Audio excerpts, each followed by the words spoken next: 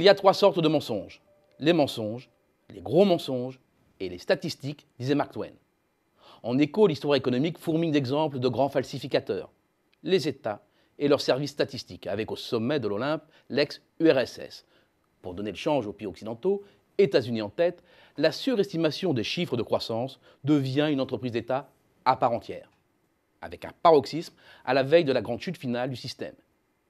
Si les données du CSU, l'Office central de la statistique d'Union soviétique, montrent bien un ralentissement de la croissance au cours des années 80, rien de très alarmant au final. Après des années d'avance rapide, puisque 18% de hausse du revenu national sur la période 1981-1985, ce n'est finalement pas si mal.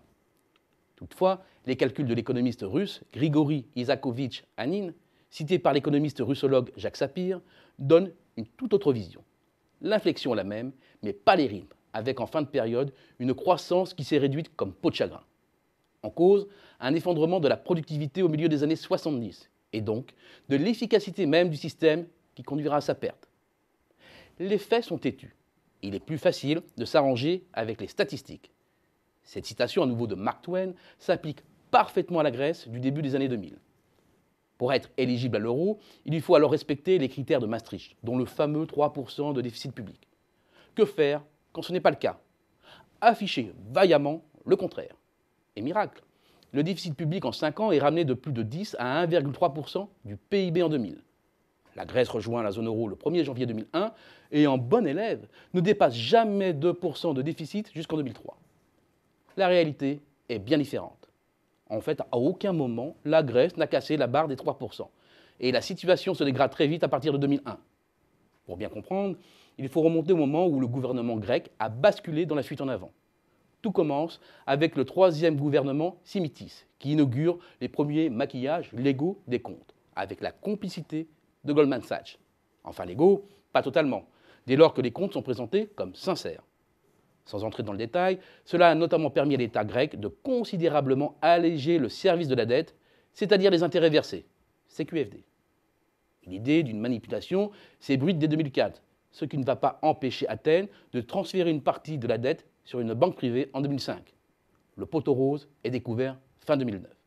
Mais c'était un secret de polichinelle.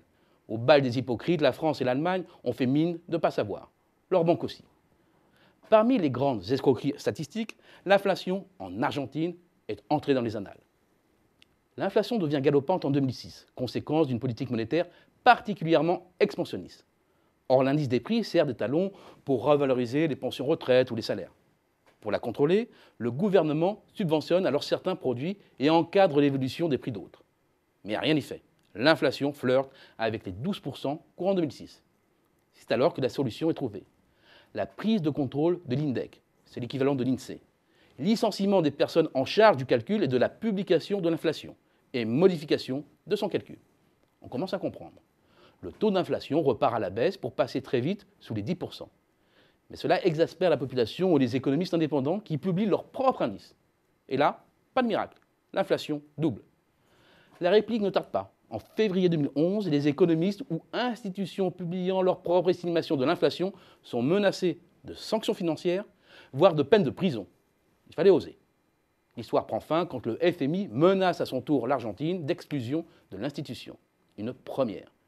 Un nouvel indice des prix est alors calculé, étrangement plus proche de l'officieux que de l'officiel. Quant à la France, reprenons une dernière fois les propos de Mark Twain.